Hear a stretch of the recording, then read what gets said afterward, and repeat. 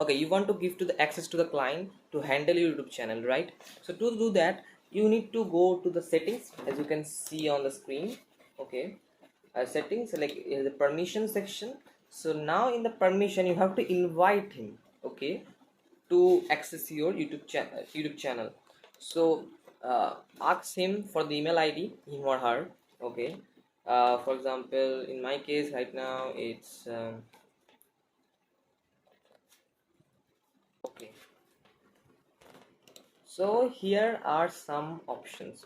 Okay, in the man, if you will give him the manager permissions, then he can delete your content. Here you can see that can view everything, manage permission, go live and create and get delete. Yeah, delete content, which is, I think, if you don't trust him, don't give him. Okay, then editor can do anything, view anything, go live, create, and this is a good option. Okay, but if you don't want to show up him to your revenue section, then you can choose this one, like same permission as the editor, but cannot view the revenue data. Okay, it's personal, I know that, so you should give him this one.